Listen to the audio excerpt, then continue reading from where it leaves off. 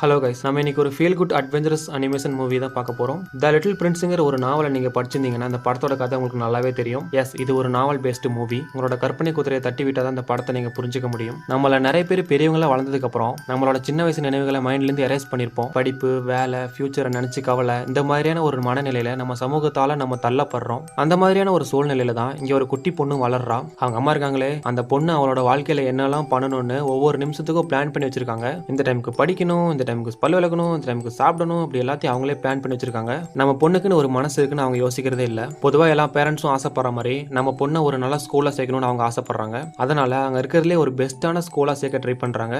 Unfortunately இந்த பொண்ணுக்கு அங்கே சீட் கிடைக்கல. அம்மா விடுற மாதிரி தெரியல, அட்ரஸை மாற்றி அதே ஸ்கூலில் தானே என் பொண்ணை சேவ் பண்ணிட்டு சேர்த்துறாங்க. இந்த அட்ரஸ் மாறினாங்க இல்லையா, அங்கே தான் ஸ்டார்ட் ஆகுது கதையே. அந்த ஊரில் யாருக்குமே பிடிக்காத ஒரு வயசான பெரியவரோட வீட்டுக்கு பக்கத்துலேயே இவங்க வீடும் அமையுது. இந்த தாத்தாவை ஏன் யாருக்குமே பிடிக்கலன்னா, அவர் பண்ற சேட்டை அப்படி. வயசு தான் 70, ஆனா ஒரு 5 வயசு குழந்தையோட மனசு அவருக்கு. ஆரம்பத்துல அம்மாவுக்கும் குட்டி பொண்ணுக்கும் கூட அந்த தாத்தாவை பிடிக்காம தான் இருந்துச்சு. ஒரு கட்டத்துக்கு மேல குட்டி பொண்ணும் தாத்தாவும் ரொம்பவே க்ளோஸ் ஆறாங்க. இந்த குட்டி பொண்ணால தாத்தாவை பார்க்காம ஒரு நாள் கூட இருக்க முடியாதுங்கிற அளவுக்கு க்ளோஸ் ஆறாங்க. அவளோட சம்மர் ஹாலிடேஸ் முழுக்க தாத்தாவோட ஸ்பெண்ட் பண்றா. தாத்தா அவரோட இளமை வாழ்க்கையில சந்திச்ச லிட்டில் பிரின்ஸ்ங்கிற ஒரு கேரக்டரோட கதையை கேட்டு இம்ப்ரெஸ் ஆறா. அவளோட சம்மர் ஹாலிடேஸ் முழுக்க அந்த கதையை கேட்டு வளர்றா. ஒரு கட்டத்துக்கு மேல இந்த பொண்ணுக்கு தாத்தா மேல கோவம் வந்துடுது.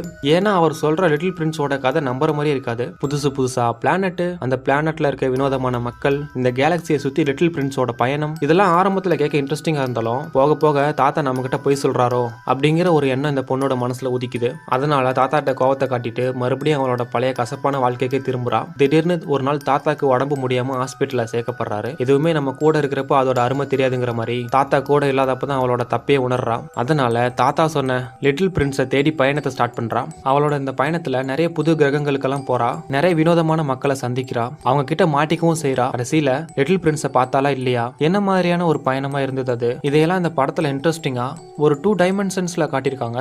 ஒன்னு அனிமேஷன், இன்னொன்னு ஸ்டாப் மோஷன். நிறைய எஃபர்ட் போட்டு செமையா பண்ணிருக்காங்க. இந்த லிட்டில் பிரின்ஸோட பிளாஷ்பேக் எல்லாம் ஸ்டாப் மோஷன்ல தான் வரும். ஸோ கன்ஃபியூஸ் ஆகாம பாருங்க.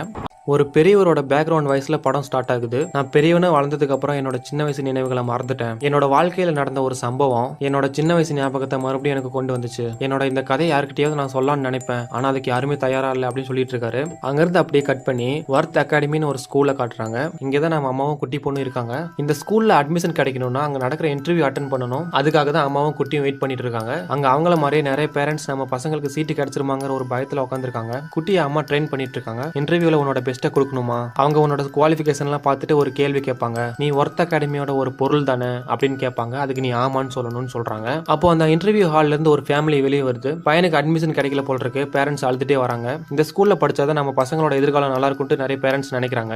அடுத்தது நம்ம அம்மா பொண்ணை கூப்பிடுறாங்க. உள்ள போனா ஒரு குழந்தைக்கு இன்டர்வியூ எடுக்கிற மாதிரி எடுக்கிறாங்க. ஏதோ நாசா சயின்டிஸ்டுக்கு இன்டர்வியூ எடுக்கிற மாதிரி எடுக்கிறாங்க. நம்ம விஜய் டிவி கலக்க போது யாரில் வர மாதிரி ஒரு 5 ஜட்ஜஸ் உட்காந்துருக்காங்க. குட்டியோட குவாலிஃபிகேஷன் பர்சன்டேஜ் எல்லாம் பார்த்துட்டு பரவாயில்ல, நல்லா தான் பொண்ணு ட்ரெயின் ஆயிருக்கான்னு சொல்றாங்க.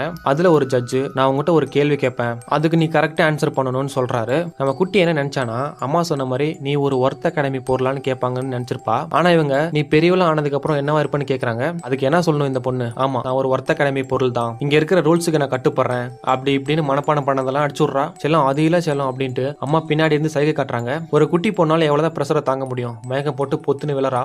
நம்ம பொண்ணை ட்ரெயின் பண்ணி அட்ரஸ் எல்லாம் மாத்தி அதே ஸ்கூல்ல சேர்க்கலான்ட்டு ட்ரை பண்றாங்க. இந்த சம்மர் ஹாலிடேஸ் முழுக்க நம்ம பொண்ணை ட்ரெயின் பண்ணலாம் அப்படின்ட்டு ஒரு எண்ணத்தை வச்சிருக்காங்க மனசுல. 2 பேரும் புது அட்ரஸுக்கு வந்து சேர்றாங்க. அந்த ஊர்ல ஒரு வீட்டு தவிர எல்லா வீடும் ஜெராக்ஸ் அடிச்ச மாதிரி ஒரே மாதிரி தான் இருக்கு. இவங்களோட வீடு அந்த பழைய வீட்டு பக்கத்துல இருக்கு. இது என்னமா இந்த வீடு மட்டும் டிஃப்ரெண்டா இருக்கேன்ட்டு அம்மாவும் பொண்ணு பேசிட்டு இருக்கும்போது அந்த பழைய வீட்டுல இருக்க புறாக்கள் எல்லாம் இவங்க வீட்டுல வந்து உட்காருது. என் வீட்டு மேலே வந்து உட்காரன்னு சொல்லிட்டு போர்ஸா தண்ணி அடிக்கிறாங்க அந்த புறாக்கள் மேல. அப்புறம் வீட்டுக்குள்ள போய் அம்மா அந்த பொண்ணுக்காக ரெடி பண்ணி வச்சிருக்க லைஃப் பிளானை காட்டுறாங்க. இந்த லைஃப் பிளான் படி நடந்தா உன்னோட வாழ்க்கை எங்கேயோ போயிருமா, இந்த டைமுக்கு எந்திரிக்கணும், இந்த டைமுக்கு சாப்பிடணும், இந்த டைமுக்கு குளிக்கணும், இந்த டைமுக்கு படிக்கணும், இந்த மாதிரி எல்லாமே அதுல இருக்கு. இந்த பொண்ணோட பர்த்டே கிஃப்ட்டை கூட பிளான் பண்ணி வச்சுட்டாங்க. உன்னோட 9வது பர்த்டேக்கு நான் மைக்ரோஸ்கோப் வாங்கி தரேன், அது உன்னோட பயாலஜி கிளாஸுக்கு கரெக்டா இருக்கும் அப்படின்னு சொல்றாங்க. எல்லாமே படிப்பு சம்பந்தப்பட்டது தான். பொண்ணோட வாழ்க்கை நல்லா இருக்கணும்னு ரொம்பவே அக்கறை காட்டுறாங்க. உன்னோட சம்மர் ஹாலிடேஸ் முடியறதுக்கு இன்னும் 53 நாள் இருக்கு. அதுக்குள்ள நீ உன்னை ட்ரெயின் பண்ணிட்டு ஒர்த் அகாடமியில சேர்ற மாதிரி ஒரு பொசிஷன்ல உன்னை நீ கொண்டு வரணும்னு சொல்றாங்க. ஒவ்வொரு நிமிஷத்தையும் நீ வேஸ்ட் பண்ணாம யூஸ் பண்ணணும்னு சொல்றாங்க. பொண்ணை படிக்க சொல்லிட்டு அவங்க வேலை கிளம்பிடுறாங்க. ஆபீஸ் ஒர்க்ல எப்பவுமே பிஸியா இருப்பாங்க அம்மா. அப்புறம் குட்டி வீட்டுக்குள்ள போலான்ட்டு கதவை சாத்துறா. சாத்தின உடனே கதவை திறக்கிறா. என்னடா ஏதோ ஸ்மெல் அடிக்குதுன்ட்டு வெளியே வந்து பாக்குறா. ஸ்மெல் அதிகமா வருதுன்னு சொல்லிட்டு வீட்டுக்கு வீட்டுக்கு கொல்ல போறதுக்கு வந்து பாக்குறா. அங்க கேஸ் ஸ்மெல் மாதிரி அடிக்குது. என்னடா இதுன்னு யோசிச்சுட்டு இருக்கும்போது திடீர்னு ஒரு ஏரோப்ளேன் ப்ரொப்பலர் விங் வந்துட்டு குட்டியை கிராஸ் பண்ணிட்டு வீட்டை உடைச்சிட்டு போகுது. ஐயோ உள்ள மேல பட்டிருந்தா என்ன ஆகுறது? அந்த விங்கு வீட்டுக்குள்ள போய் எல்லாத்தையும் அடிச்சு உடைக்குது. ஐயோ என்னடா இப்படி ஆச்சுன்னு பாத்துட்டு இருக்கும்போது அந்த ப்ரொப்பலர் விங்கு வந்த ஓட்ட வழியே ஒரு பெரியவரும் வராரு. இவங்க வீட்டுக்குள்ள போய் ப்ரொப்பலர் விங்க எடுத்துட்டு போறாரு. இந்த பொண்ணு பயந்துட்டு போலீஸுக்கு கால் பண்றா. அந்த போலீஸ்காரர் கதவை தட்டிட்டு இருக்காரு. அப்போ சுத்தி இருக்கிற நெய்பர்ஸ் எல்லாம் இந்த கிழவனே இப்படிதான்ப்பான்னு சொல்லிட்டு பேசிட்டு இருக்காங்க. ஒண்ணுமே தெரியாத பப்பா மாதிரி ட்ரெஸ்ஸிங் எல்லாம் நீட்டா பண்ணிட்டு வெளியே வராரு. சொல்லுங்க சார் உங்களுக்கு ஏதாவது ஹெல்ப் வேணுமான்னு கேக்குறாரு. சுத்தி இருக்கிற நெய்பர்ஸை பார்த்து வணக்கம் மக்களே அப்படிங்கிறாரு. எல்லாரும் தெரிச்சிட்டு ஓடுறாங்க.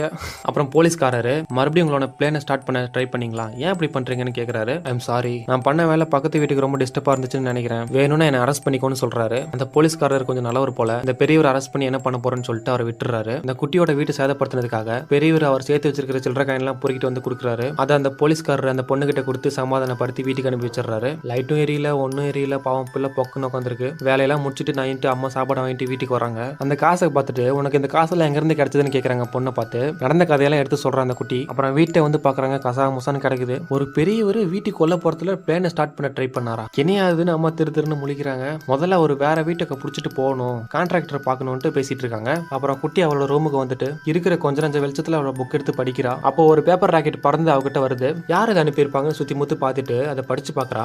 அந்த பேப்பர்ல ஒரு காலத்துல ஒரு கிரகத்துல ஒரு சிறிய இளவரசன் வாழ்ந்துட்டு இருந்தான். அந்த கிரகம் அவனோட கொஞ்சம் தான் பெருசா இருக்கும். அந்த கிரகத்துல அவன் தனியா வாழ்ந்துட்டு இருந்தான். அதனால அவனுக்கு ஒரு ஃப்ரெண்டு தேவைப்பட்டது அப்படின்னு படிச்சுட்டு இருக்கும் போது அப்ப மேல இருந்து தாத்தா ஒரு சவுண்ட் விடுறாரு. அந்த ஃப்ரெண்டு நான் தான் அப்படின்ட்டு கத்திட்டு இருக்காரு. அதான் அந்த கதையோட ஸ்டார்டிங் அப்படின்னு சொல்லிட்டு இருக்காரு. இந்த குட்டி படக்குன்னு ஜன்னல சாத்திடுறா. சரியான கிறுக்கு கிழவனா இருப்பான்னு நினைச்சுக்கிறா. அடுத்த நாள் காலையில அம்மாவும் பொண்ணும் எந்திரிச்சு ரெடியாறாங்க. எல்லாம் வீட்டுல பத்திரமா படிச்சுட்டு இரு அப்படின்னு சொல்லிட்டு அம்மா வேலையை கிளம்புறாங்க. அப்போ அந்த கார் விண்டோ சீல்ட்ல வீட்டை சேதப்படுத்தினதுக்கு சாரின்னு சொல்லிட்டு அந்த பெரியவர் லெட்டர் எழுதி வச்சிருக்காரு. அதோட ஒரு ஃபிளவரும் வச்சிருக்காரு. அதை பார்த்துட்டு தூக்கி குப்பையில போட்டு போறாங்க. இதையெல்லாம் கொல்லப்புறத்துல இருந்து அந்த பெரியவர் எட்டி பார்த்துட்டு இருக்காரு. நம்ம குட்டி எக்ஸசைஸ் எல்லாம் பண்றாங்க.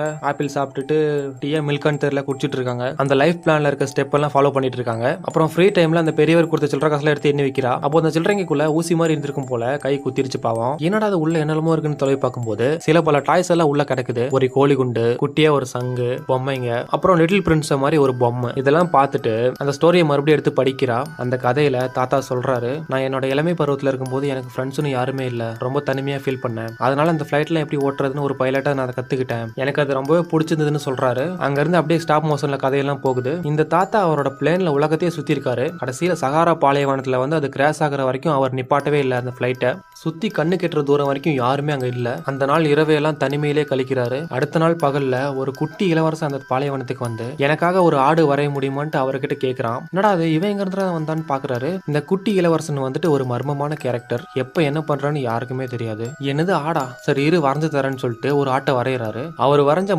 ஆடு ஏதோ நோய்வாய்ப்பட்ட மாதிரி வரைகிறாரு. ரெண்டாவதா இருக்கிற ஆடு கோவமா இருக்கிற மாதிரி வரைகிறாரு. மூணாவதா வரைகிற ஆடு ரொம்ப வயசான ஆடா வரைகிறாரு. எனக்கு இந்த மாதிரி ஆடெல்லாம் வேணாம், எனக்கு ரொம்ப காலம் உயிர் வாழ்ற மாதிரி ஒரு ஆட்டை வரைஞ்சு கொடுங்கன்னு குட்டி இளவரசன் கேட்கிறான். என்னடாது நமக்கே ஒன்னும் வரைய தெரியாது, நம்ம கிட்ட போய் வரேன்னு நச்சரிக்கிறான்னு சொல்லிட்டு ஒரு பொட்டியை வரைகிறாரு. அந்த பொட்டிக்குள்ள தான் உன் ஆடு இருக்கு, அதை எடுத்துக்கோன்னு சொல்றாரு. அதுக்கு அந்த குட்டி இளவரசன் ஹே சூப்பர், இதைத்தான் நான் எதிர்பார்த்தேன்னு சொல்றான். என்னடா அது டிஃபரெண்டான ஒரு பையனா இருக்கான்ட்டு அந்த பைலட் பாக்குறாரு. இது வரைக்கும் அந்த பேஜ்ல இருந்தது. அதனால சொச்ச கதையும் தெரிஞ்சுக்கலாம்னு சொல்லிட்டு அந்த ஓட்ட வழியா அந்த தாத்தாவோட வீட்டுக்குள்ள போறா. அந்த இடமே பசுமையா ஏதோ ஒரு பார்க் மாதிரி செம்மையா இருக்குது. அந்த தாத்தா பாட்டை கேட்டுட்டு பிளேனை சரி பண்ணிட்டு இருக்காரு. நம்ம குட்டிமா போயிட்டு தாத்தாவை கூப்பிடுறா. இது வரைக்கும் அந்த இடத்துக்கு அவரை தவிர யாருமே வந்தது இல்லையா. திடீர்னு நம்ம குட்டி வந்ததால பயந்துக்கிறாரு. அதனால தெரியாதனமா ஏதோ அமுக்கி விட்டார் போல் இருக்கு. பேராசூட் ஓப்பன் ஆகி கீழே விழுது. இந்த குட்டி பொண்ணு பயந்துக்கிறா.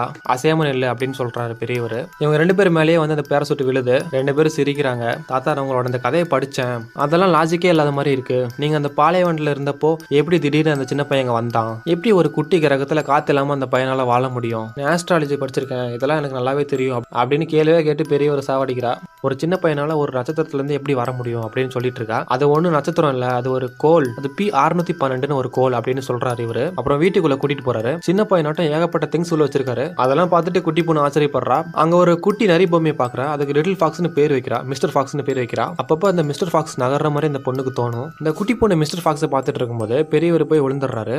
வயசாயிருச்சுல பாவம், அடிக்கடி இப்படிதான் விழுந்துருவாராமா. நான் அடிக்கடி இப்படிதான் விழுந்துருவேன், கடைசியா நான் விழுந்தப்ப எந்திரிக்கிறதுக்கு 3 நாள் ஆச்சு, அதனாலதான் என் பாக்கெட்ல ஒரு சாண்ட்விச் எப்பயும் ரெடி வச்சிருப்பேன் இது சாப்பிட்டா எனக்கு தெம்பு வந்துரும் அப்படின்னு சொல்லிட்டு இருக்காரு பொண்ணுகிட்ட. அப்புறம் அந்த வீட்டோட பால்கனி மேல கூட்டிட்டு போறாரு. லிட்டில் பிரின்ஸுக்கு சூரிய அஸ்தமனம்னா ரொம்ப பிடிக்கும். லிட்டில் பிரின்ஸ் வந்துட்டு கேலக்ஸி சுத்துற ஒரு ஆளு. ஒரு நாள் அவர் 44 ஒரு பிளானட்டை கண்டுபிடிச்சாரு. அந்த பிளானட் அவரோட கொஞ்சம் தான் பெருசா இருக்கும். அந்த பிளானட்ல பாபாவுன்னு ஒரு மரத்தோட விளைச்சல் அதிகமா இருக்கு. அங்க மட்டும் மரம் முளைச்சுச்சுன்னா அது பிளானட்டே எதுக்குமே இல்லாம போயிடும். அதனால லிட்டில் பிரின்ஸ் என்ன பண்ணாருன்னா தினம் அந்த பிளானட்டை காப்பாத்துறதுக்காக அந்த மரங்களை எல்லாம் களை எடுத்துட்டு இருக்காரு. இந்த கதையெல்லாம் தாத்தா குட்டி பொண்ணு கிட்ட சொல்லிட்டு இருக்காரு. அந்த கிரகத்துல லிட்டில் பிரின்ஸ் ஒரு நல்ல செடியையும் பாக்குறாரு. அது மட்டும் தண்ணி ஊத்தி வளர்த்து பத்திரமா பாதுகாக்கிறாரு. எப்படா அது வளரும்னு வெயிட் பண்ணிட்டே இருக்காரு. ஒரு நாள் அது வளர்ந்து ரோஜா பூ செடியா வந்து நிக்குது. இனம் புரியாத ஒரு காதல் லிட்டில் பிரின்ஸுக்கு ரோஜா மேல ஏற்படுது. ரோஜா கூடவே ரொம்ப காலம் ஸ்பெண்ட் பண்றாரு லிட்டில் பிரின்ஸ். அந்த ரோஸ் ஒரு நாள் எனக்கு ரொம்ப கொள்ளுது, நைட் ஆனா கண்ணாடி டப்பால என்ன மறைச்சு வச்சிருன்னு லிட்டில் பிரின்ஸ் கிட்ட சொல்றா. சூரிய வெளிச்சம் எப்போ வருதோ அப்பதான் ரோஸை பார்க்க முடியும், பேச முடியும். நம்ம பூமி மாதிரி அந்த கிரகத்துல டெய்லி எல்லாம் சூரிய உதயம் ஆகாது, எப்பயாவது ஒரு நாள் தான் ஆகும் அதிசயமா. அதுக்காக லிட்டில் பிரின்ஸ் ரொம்ப நாள் வெயிட் பண்றான். ஒரு நாள் ரோஸை விட்டுட்டு லிட்டில் பிரின்ஸ் தனியா வந்துடுறான். அவன் ஏன் ரோஸை தனியா விட்டுட்டு வந்தான்ட்டு குட்டி பொண்ணு தாத்தாட்ட கேக்குறா. திரும்ப அவகிட்ட போறதுக்கு தான் அவளை விட்டுட்டு வந்தாருன்னு சொல்றாரு. அப்புறம் மைக்ரோஸ்கோப்ல மேல இருக்கிற ஸ்டார்ஸ் எல்லாம் பார்க்க சொல்றாரு. நான் அதை கவனமா கேட்டா லிட்டில் பிரின்ஸ் சிரிக்கிற சத்தம் எனக்கு கேட்கும் அப்படின்னு சொல்றாரு. அப்படியே அவரோட பழைய நினைவுகள்ல மூழ்கிடுறாரு. அப்புறம் டைம் ஆச்சுன்னு சொல்லிட்டு குட்டி அவசரமா வீட்டுக்கு கிளம்பி போறா. அப்பதான் அம்மாவும் கரெக்டா ஆபீஸ் முடிஞ்சு வீட்டுக்கு வந்திருக்காங்க. ஏன் உன்னோட டெஸ்க கசாமசன்னு வச்சிருக்கேன்னு சொல்றாங்க. இன்னைக்கு நீ படிச்சியே இல்லையான்னு கேக்குறாங்க. இல்லம்மா நான் வந்துட்டு ஃப்ரெண்டு வீட்டுக்கு போயிருந்தேன்னு சொல்றா. என்னது ஃப்ரெண்டா அப்படின்னு சொல்லிட்டு லைஃப் பிளானை செக் பண்றாங்க. ஒரு ஸ்டெப் கூட முடிக்கல. நீ உன்னோட லைஃப் பிளானை ஒழுங்கா ஃபாலோ பண்ணினா அடுத்த வருஷம் சம்மர் ஹாலிடேக்கு வேலைக்கிழமை ஒரு அரை மணி நேரம் உன்னோட ஃப்ரெண்டு கூட டைம் ஸ்பெண்ட் பண்ணலாம்னு சொல்றாங்க. அப்புறம் பாக்கி கதையும் தாத்தா கிட்ட இருந்து எடுத்துட்டு வந்த பேப்பர்ஸ் மூலமா தெரிஞ்சுக்கிறா. எதுக்காக லிட்டில் பிரின்ஸ் ரோஸை விட்டு பிரிஞ்சு வந்தாருன்னா நம்ம எத்தனை காலம் சூரிய உதயத்துக்காக வெயிட் பண்றது, யாருக்கிட்டையாவது சூரிய உதயத்துக்காக ஹெல்ப் கேட்கலான்ட்டு ஒவ்வொரு கிரகத்துக்காக சுத்தி போறாரு. யாருமே இல்லாத ஒரு கிரகத்துல ராஜான்னு சொல்லிட்டு ஒருத்தன் உட்காந்துருக்கான். அந்த கிரகத்துக்கு லிட்டில் பிரின்ஸ் போய் ஐயா நீங்க எதை ஆள்றீங்க, எதுக்கு நீங்க ராஜாவா இருக்கீங்கன்னு கேட்கறான். ஆனா நான் வந்துட்டு எல்லாத்துக்கும் மேல நான் எல்லாத்தையுமே ஆள்றேன் அப்படின்னு சொல்றான் அந்த ஆளு. அப்படின்னா இப்பவே சூரிய அஸ்தமனம் ஆகணும்ட்டு கட்டளை இடுங்க, அது என்னோட ரோஸை ஞாபகப்படுத்துது எனக்கு அப்படின்னு சொல்றான். அந்த கிங்கு மலுப்புறான். அது சரியான டைம் வரட்டும் அப்ப நான் சொல்றேன்ட்டு சொல்றான். இவன் ஒரு சரியான டுபா குரான்னு தெரிஞ்சுக்கிட்டு வேற ஒரு கிரகத்துக்கு போறான். அந்த கிரகத்துல ஒரு பெருமைக்கே ஆசைப்படுறவன் ஒருத்தன் இருக்கான். அவன் ஒருத்தன் மட்டும்தான் அந்த டோட்டலாவே அந்த கிரகத்தை இருக்கான். இவனும் வேலைக்கு ஆக மாட்டான்னு தெரிஞ்சுக்கிட்டு இன்னொரு கிரகத்துக்கு போறான். இந்த கிரகத்துல ஒரு பிசினஸ் மேனை சந்திக்கிறான். அவன் என்னடான்னா இந்த உலகத்துல எல்லாத்தையுமே நான் அடையணும், நான் தான் இந்த உலகத்துல பெரிய பணக்காரனா இருக்கும்னு ஆசைப்படுறான். பணக்காரனா இருந்து மட்டும் என்னத்தை சாதிக்க போறான்னு லிட்டில் பிரின்ஸ் கேட்கறான். ஏன்னா இப்படி சொல்லிட்ட, பணத்தை வச்சு எல்லாத்தையுமே சாதிக்க முடியும்னு சொல்றான் பிசினஸ் மேன். யாருமே வேலைக்கு ஆக மாட்டாங்கன்னு தெரிஞ்சுக்கிட்டு இந்த பெரியவங்க எல்லாம் ஏன் இப்படி இருக்காங்கன்னு லிட்டில் பிரின்ஸ் யோசிச்சுட்டே போறான். இந்த பயணத்தை மொத்தத்தையும் புறாக்கள் மூலியமாவே அவன் செய்யறான். அது வரைக்கும் கதையை படிச்சுட்டே நம்ம குட்டி பொண்ணு தூங்கிடுறா. அடுத்த நாள் அம்மா லைஃப் பிளானை செக் பண்ணி பார்த்துட்டு இருக்காங்க. இந்த குட்டி பொண்ணு ஜூஸ் குடிச்சிட்டு கண்ணாடி டம்ளர்ல அவங்க அம்மாவை பாக்குறா. அந்த ரவுண்ட் ஷேப்ல அந்த அம்மாவே ஒரு கிரகத்துல இருக்கிற மாதிரி இவளுக்கு தெரியுது. இதெல்லாம் பார்த்துட்டு சிரிக்கிறா. இவளும் யோசிக்கிறா இந்த பெரியவங்க எல்லாம் மட்டும் ஏன் அப்படி இருக்காங்க அப்படின்ட்டு. டெய்லியும் அம்மா ஆபீஸ் போனதுக்கு அப்புறம் தாத்தா கூடவே தான் டைம் ஸ்பெண்ட் பண்றா. தாத்தா கிட்டையும் சொல்றா, தாத்தா இந்த பெரியவங்க ஆனதுக்கு அப்புறம் நிறைய பேர் உங்களை மாதிரி இருக்கிறது இல்ல, எல்லாரும் செல்ஃபிஷா வாழ ஆரம்பிக்கிறாங்கன்னு சொல்லிட்டு இருக்கா. பெரியவங்களா வளர்றது பிரச்சனை இல்லமா, நம்ம சின்ன வயசு நினைவுகளை மறக்கிறதா பிரச்சனைன்னு சொல்லிட்டு தாத்தா சொல்லிட்டு இருக்காரு. நான் லிட்டில் பிரின்ஸை பார்க்கலைன்னா நானும் உங்களை மாதிரி இருந்திருப்பேன்னு சொல்லிட்டு இருக்காரு. அவர் ஜாலியா விளையாண்டுட்டு இருக்காங்க. இந்த குட்டி பொண்ணு கொஞ்சம் கொஞ்சமா லிட்டில் பிரின்ஸோட கதையெல்லாம் தெரிஞ்சுக்கிறா. கடைசியா லிட்டில் பிரின்ஸ் வந்து சேர்ந்த கிரகம் வந்துட்டு பூமி. அந்த முதல்ல ஒரு பாலைவனத்துல வந்து ஒரு பாம்பை சந்திக்கிறான். இந்த பாம்பும் லிட்டில் பிரின்ஸும் பேசிட்டு இருக்காங்க. அப்போ லிட்டில் பிரின்ஸ் வந்துட்டு பாம்பு கிட்ட நீ ரொம்ப வேடிக்கையா இருக்க, ஒரு விரல் சைஸ் கூட நீ இல்லன்னு சொல்லி கிண்டல் பண்ணிட்டு இருக்கான். அதுக்கு அந்த பாம்பு நான் ஒரு கடி காய்ச்சனா நீ பரலோகத்துக்கே போயிடுவான்னு சொல்லிட்டு லிட்டில் பிரின்ஸ் ஒரு சுத்து போடுது. சரி நான் உன்னை புரிஞ்சுக்கிட்டேன்னு லிட்டில் பிரின்ஸ் சொல்றான். அப்புறம் மரத்துல ஏறி பட்டம் எடுக்க ட்ரை பண்றா. கீழே விழுந்து கை கால சரிச்சுக்கிறா. பெரியவர் இவளுக்கு மருந்து வச்சு விடுறாரு. அப்புறம் லிட்டில் பிரின்ஸோட கதையை ஸ்டார்ட் பண்றாரு. மறுபடியும் இந்த பூமி கிரகத்துல ஒரு நரியோட லிட்டில் பிரின்ஸ் ரொம்ப ஃப்ரெண்டாராம். தாத்தாவும் குட்டி பொண்ணும் ஃப்ரெண்ட்ஸ் ஆன மாதிரி. அப்புறம் நைட்ல மட்டும் தெரியுற பெயிண்டிங்ல ஸ்டார்ஸ் எல்லாம் வரையறாங்க. ஃபிளைட்லயே டிராவல் பண்ற மாதிரி பிக்சர்ஸ் எடுக்கிறாங்க. இந்த பொண்ணு படிக்கிறதே இல்ல, தாத்தா கூட டைம் ஸ்பெண்ட் பண்ணிட்டு இருக்கா. லைஃப் பிளான்ல ஒரு மூலையில கிடக்குது. அந்த பெயிண்டிங் பண்ண ஸ்டார்ஸ் எல்லாம் எடுத்து இவரோட ரூம் வால்ல ஒட்டி வச்சிருக்கா. மிஸ்டர் ஃபாக்ஸுக்கும் அதே பெயிண்ட் தான் அடிச்சு விட்டுருக்காங்க. நைட்ல மட்டும் அந்த பெயிண்டிங் தெரியும். செம்மையா இருந்துச்சு பாக்குறதுக்கு. இந்த குட்டி பொண்ணு பகலெல்லாம் தாத்தாவோட விளையாண்டுட்டு அன்னைக்கு லைஃப் பிளானை பினிஷ் பண்ண மாதிரி மாத்தி வச்சிருவா. இப்படியே போயிட்டு இருக்கு பொழப்பு. இங்க லிட்டில் பிரின்ஸ் அவனோட பழைய ஃப்ரெண்ட் ரோஸை மறந்துட்டு ஃபாக்ஸோட ரொம்ப க்ளோஸா வாழ ஆரம்பிக்கிறான். நட்புனா நட்பு, அப்படி ஒரு நட்பு. ஒரு நாள் இவங்க ரெண்டு பேரும் விளையாடிட்டு இருக்கும்போது அங்க இருக்கிற ஒரு என்ட்ரன்ஸ்ல ரோஸ் செடியா டெக்கரேஷன் பண்ணி வச்சிருக்கிறத பாக்குறான். பழைய ஞாபகங்கள் எல்லாம் இவனுக்கு திரும்பி வருது. அந்த ரோசஸ் கிட்ட நீங்க எல்லாம் யாருன்னு கேக்குறான். நாங்கெல்லாம் ரோசஸ்ன்னு சொல்றாங்க அவங்க எல்லாம் வாய்ஸ்லயே. இந்த கேலக்சிலேயே ஒரே ஒரு ரோஸ் மட்டும் தான் இருக்கு, அது என்னோட ரோஸ் தான் அப்படின்னு நினைச்சுட்டு சொல்றான். அப்போ அந்த ரோசஸ் எல்லாம் உன்னோட ரோஸ் தனித்துவமானவ, அவ உனக்காக வெயிட் பண்ணிட்டு இருக்கா, அவளை போய் பாருன்னு சொல்றாங்க. ஃபாக்ஸும் அதே தான் சொல்றான். நீ போய் உன்னோட ரோஸை பாரு, என்னை பத்தி கவலைப்படாத அப்படின்ட்டு அவன் சொல்றான். பிரிஞ்சு போறதுக்கு முன்னாடி மிஸ்டர் ஃபாக்ஸும் பிரின்ஸும் பேசிட்டு இருக்காங்க. பிரின்ஸை பெரியதை நினைச்சு ஃபாக்ஸ் ரொம்பவே கவலைப்படுறான். அந்த நிறைய ஒரு ப்ராமிஸை பண்ணது பிரின்ஸுக்கு, யாரு உன்னை நம்பி உண்மையை உன்னை தேடி வராங்களோ அவங்களுக்கு நான் ஏதாவது ஒரு ரூபத்தில் ஹெல்ப் பண்ணுவேன் அப்படின்ட்டு ஒரு கிஃப்ட்டை கொடுக்குது. அப்புறம் தாத்தா வந்துட்டு, நான் ரொம்ப லக்கி, இந்த கதையெல்லாம் யாருக்கிட்டையுமே சொல்லாம நான் போயிடுவேன்னு நினைச்சிட்டு இருந்தேன், சரியான நேரத்தில் நான் உங்ககிட்ட இதெல்லாம் சொல்லியிருக்கேன்னு சொல்றாரு. என்ன சரியான நேரம், என்ன சொல்றீங்க அப்படின்னு கேட்கறா அந்த பொண்ணு. நான் உங்ககிட்ட முன்னாடி சொல்லலாம்னு நினைச்சேன், நான் பிரின்ஸை தேடி போலான்னு ஒரு பிளான்ல இருக்கேன் அப்படின்னு சொல்றாரு. அப்படி நீங்க போற மாதிரி இருந்தா என்னையும் கூட்டிட்டு போங்க,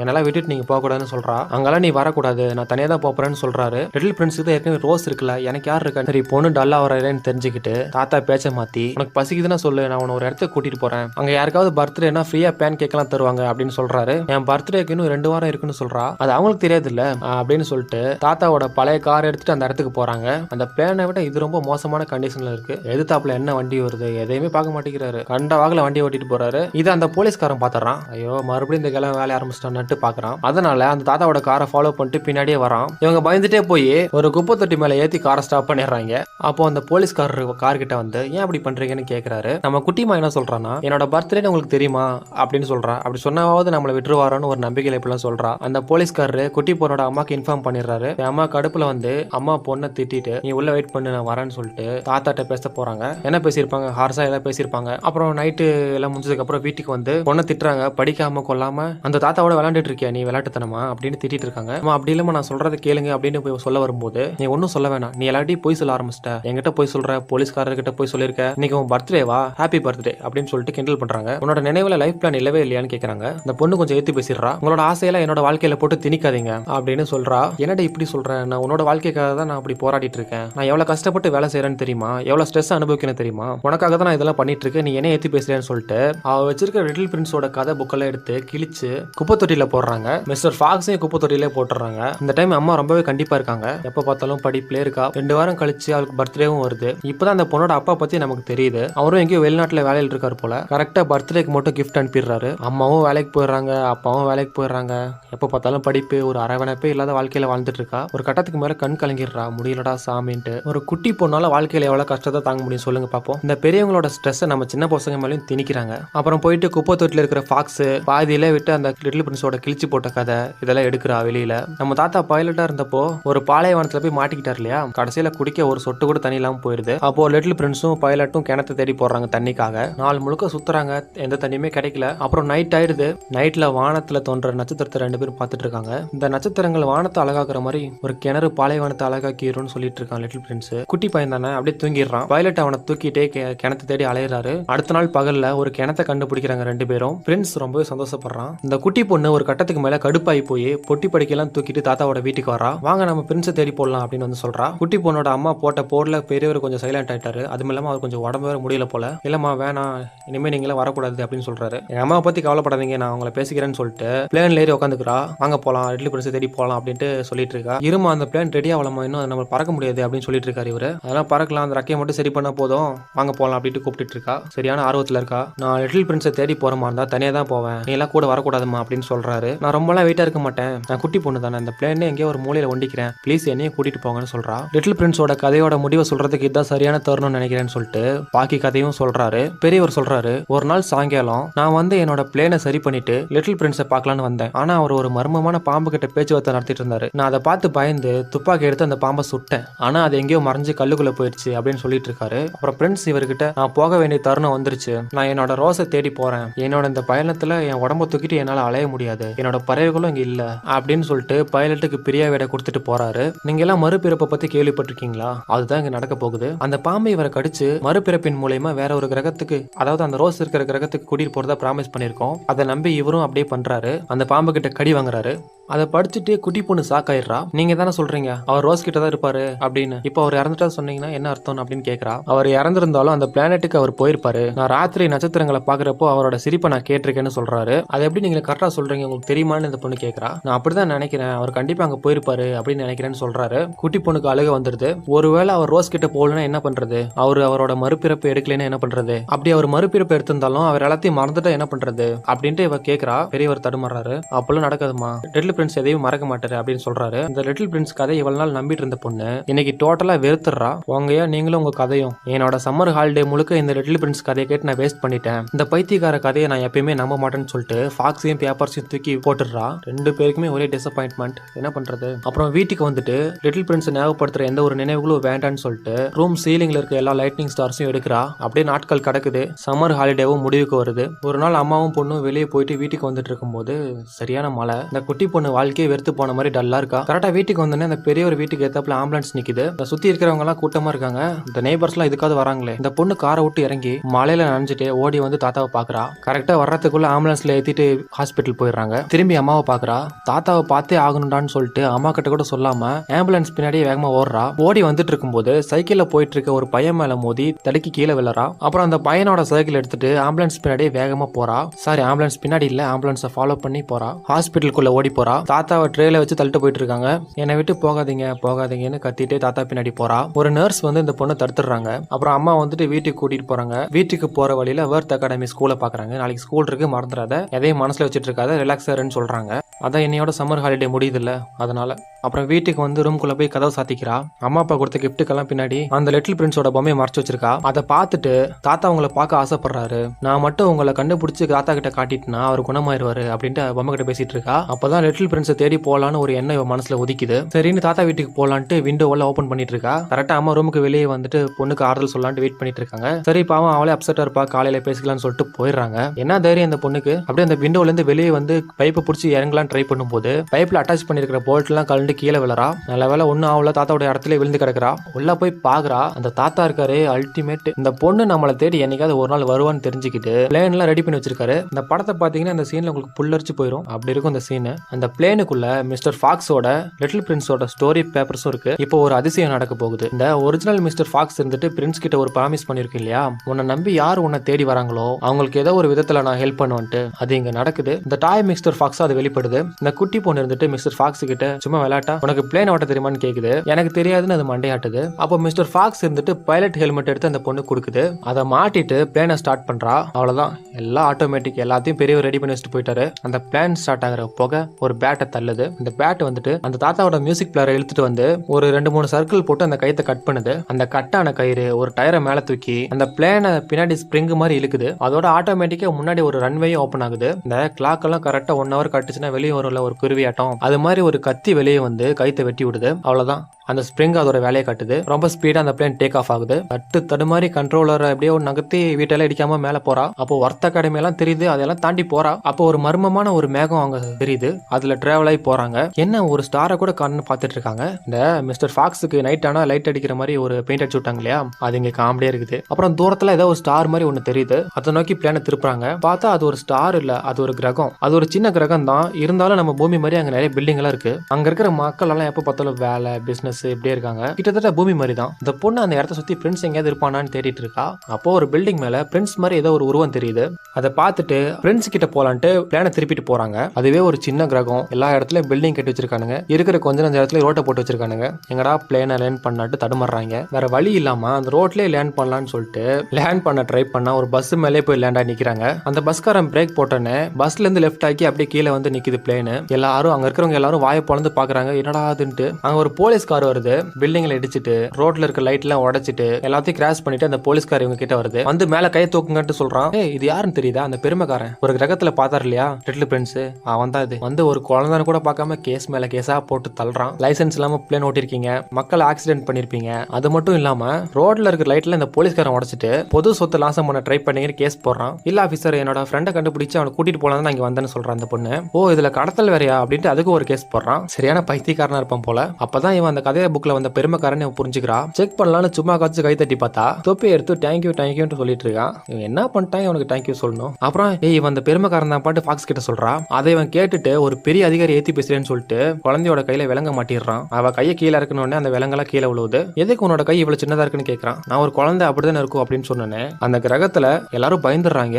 என்னது குழந்தையா? அந்த கிரகத்துல குழந்தைய ஒரு பேய் மாதிரி பாக்குறாங்க. இந்த போலீஸ்காரன் குனிஞ்சு விலங்கு எடுத்துட்டு இருக்கும்போது குட்டி பொண்ணு மிஸ்டர் ஃபாக்ஸும் தப்பிச்சு ஓட ட்ரை பண்றாங்க. அதை பார்த்துட்டு ஓடி வந்து போலீஸ்கார இவங்களை பிடிச்சிடறான். அங்க சுத்தி இருக்கிற எல்லாரும் கை தட்டின உடனே அவனுக்கு பெருமையா போயிடுது. தேங்க்யூன்னு அந்த பொண்ணை கீழே ஓட்டிட்டு நன்றி சொல்லிட்டு இருக்கான். இவன் ஒரு கிறுக்கண்டான்னு சொல்லிட்டு அந்த பொண்ணு ஃபாக்ஸும் தப்பிச்சு ஓடிடுறாங்க. அப்புறம் அந்த லிட்டில் பிரின்ஸ் இருக்கிற பில்டிங் கீழே வந்து நிக்கிறாங்க. உள்ள போகணும்னு நம்ம மாறு வேஷம் போட்டு போகணும்னு சொல்லிட்டு அவங்க என்ன பண்றாங்க பாருங்க. இதான் மாறு வேஷமாமா.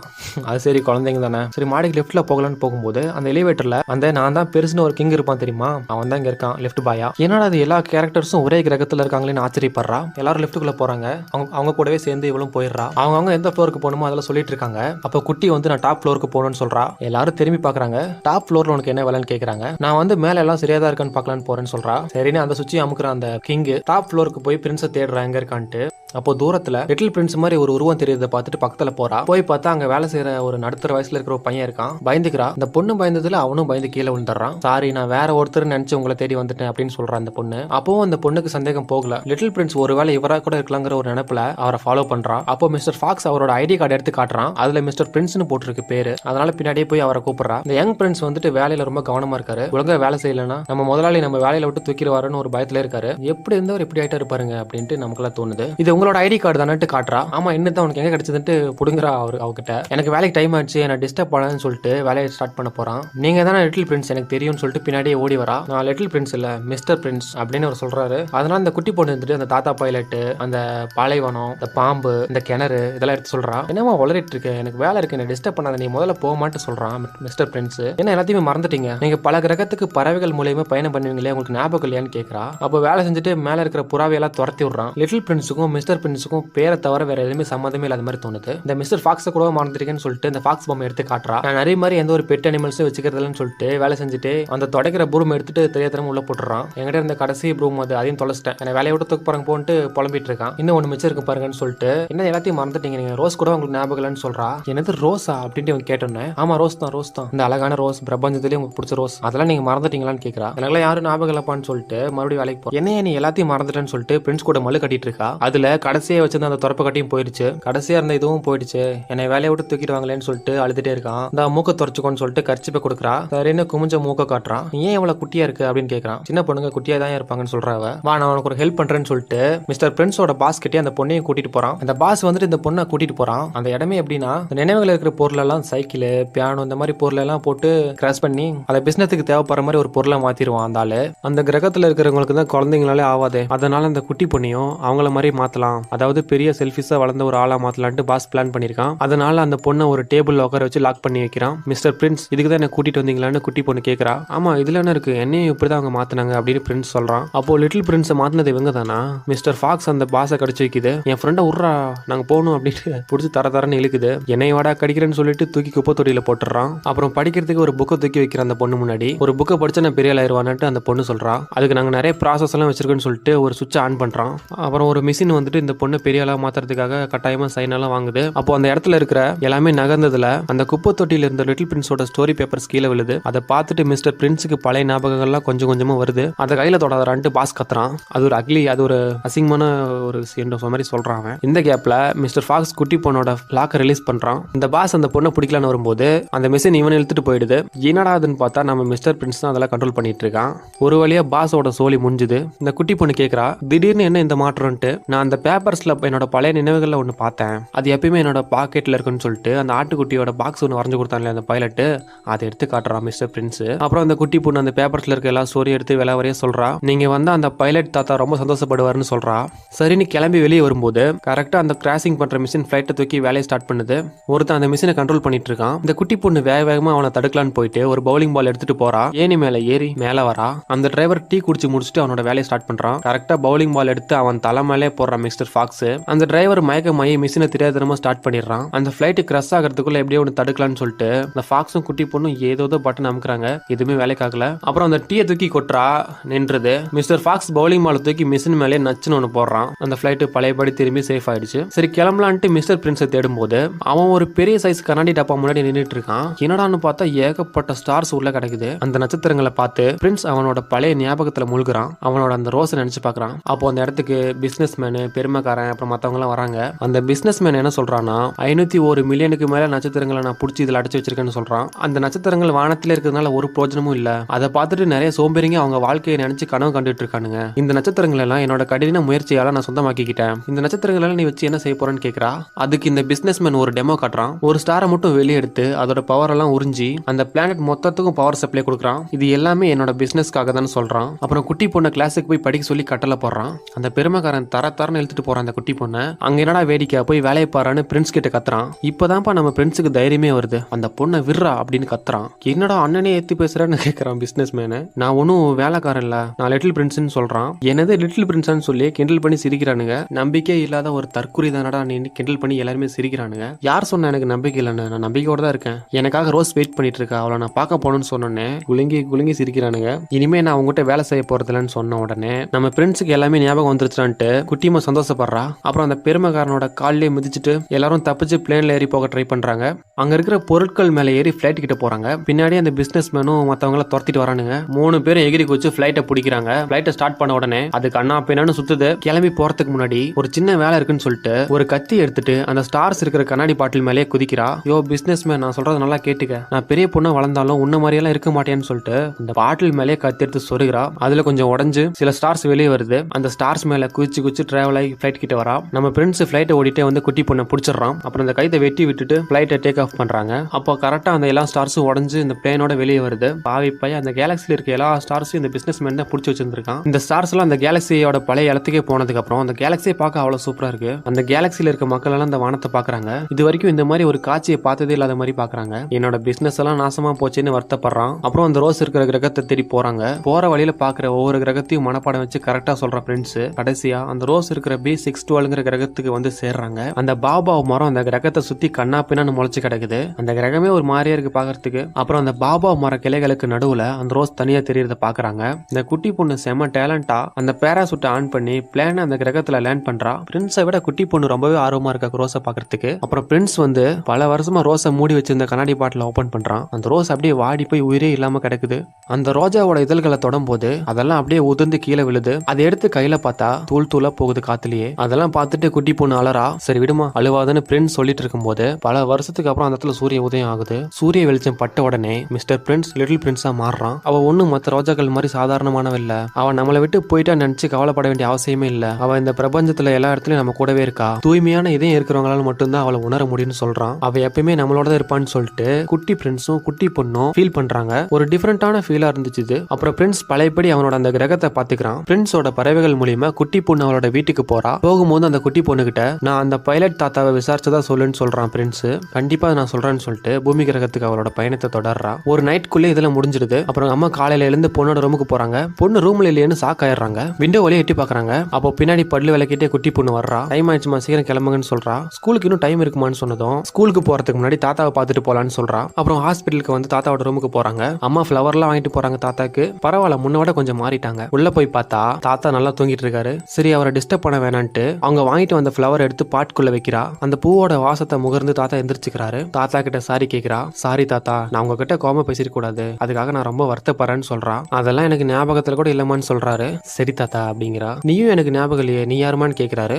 திருன்னு முழிக்கிற பொண்ணு ஹே நான் சும்மா காமெடிக்கு சொன்னிட்டு அங்கேயே விளையாட்டுத்தனமாவே இருக்காரு. அப்புறம் அந்த குட்டி பொண்ணு லிட்டில் பிரின்ஸோட ஸ்டோரி ஃபுல்லா ஒரு புக்ல எழுதி வச்சிருக்கா. அந்த புக்கை கிஃப்டா கொடுக்குற தாத்தாக்கு. செம்மையா இருக்குமா அப்படின்னு தாத்தா சொல்லிட்டு இருக்கும்போது அலரா. தாத்தாவை கட்டி பிடிச்சிக்கிறா. ஒரு நல்ல பொண்ணா நீ வளர்ந்துருக்குன்னு தாத்தா சொல்றாரு. அப்புறம் அம்மாட்ட அந்த புக்கை காட்டுறாரு தாத்தா. அம்மா பேசினதெல்லாம் மனசுல கூட வச்சுக்கல. அதுல இருந்து அம்மா அவங்களோட பழைய ஹார்டான குணத்தை விட்டுறாங்க. இப்போலாம் நல்லாவே பொண்ணோட டைம் ஸ்பெண்ட் பண்றாங்க. அவளோட ஃபீலிங்ஸை மதிக்கிறாங்க. சந்தோஷமான ஒரு வாழ்க்கையை வாழறாங்க. நீங்களும் உங்களோட கவலையெல்லாம் தூக்கி எரிஞ்சிட்டு நீங்க எல்லாம் குழந்தையா இருந்தப்போ என்ன ஒரு மைண்ட் செட்ல இருந்தீங்களோ அந்த ஒரு மைண்ட் செட்ல வாழ்ந்து பாருங்க, வாழ்க்கை நல்லா இருக்கும். இதைத்தான் இந்த படத்துல சொல்ல வராங்க. அப்புறம் இந்த குட்டி பொண்ணு ஸ்கூல்ல இருக்கிற ஃப்ரெண்ட்ஸ் டீச்சர்ஸ்க்கு எல்லாம் கூட லிட்டில் பிரின்ஸோட அந்த கதையை எடுத்து சொல்றா. நம்மள மாதிரி எல்லாரோட வாழ்க்கையும் பிரைட் ஆகணும்னு ஆசைப்படுறா. செம்மையா இருந்ததுல படம். இந்த மாதிரி ஒரு நல்ல படத்தோட உங்களை எல்லாம் மறுபடியும் வந்து மீட் பண்றேன். அப்போ மறக்காம ஸ்பாட்டுக்கு வந்துருங்க. பாய்.